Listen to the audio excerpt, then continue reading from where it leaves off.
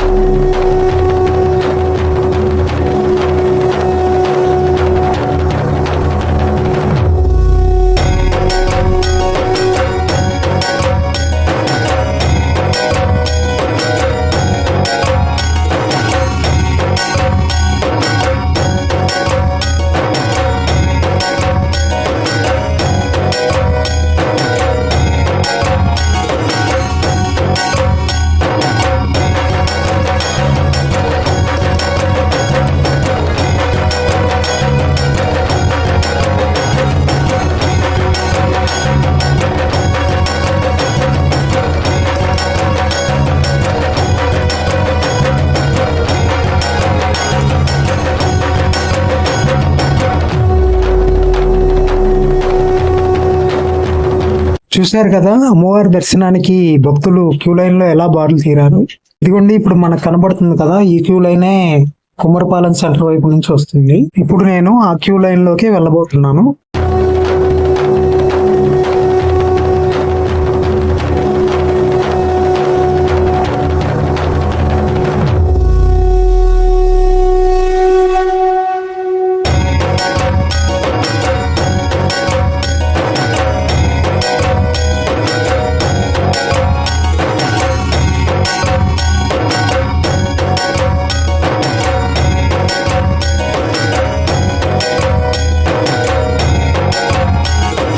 నేను ఇప్పుడు కుమ్మరిపాలెం వైపు నుంచి వచ్చే క్యూ లైన్ లోకి వచ్చేసాను.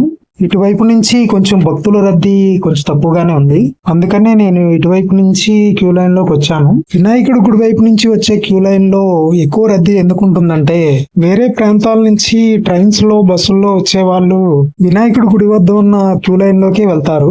అలాగే లోకల్ వాళ్ళు కూడా ఎక్కువ అటువైపు నుంచే వస్తారు.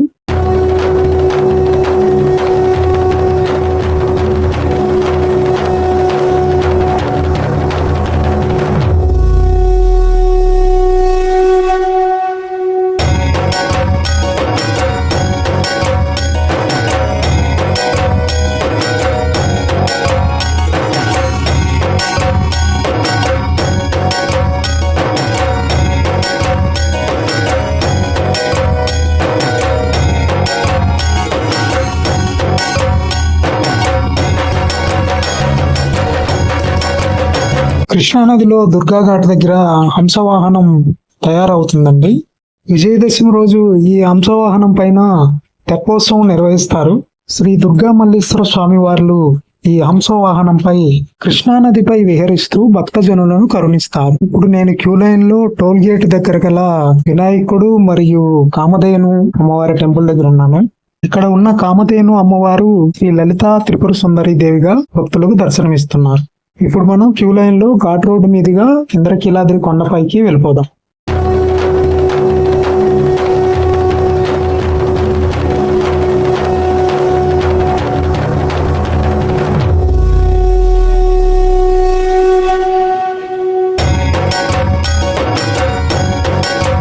ఇక్కడ క్యూ లైన్ లో చిన్నపిల్లలకు పాలు అందిస్తున్నారు.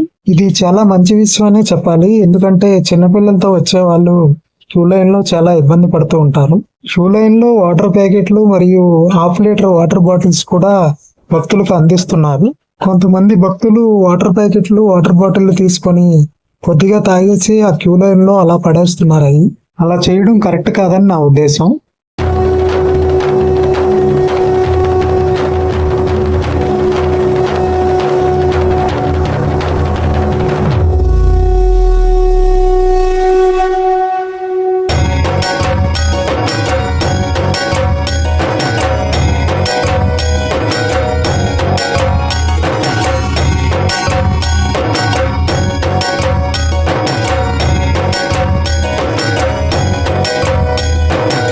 అమ్మవారి దర్శనం పూర్తయింది.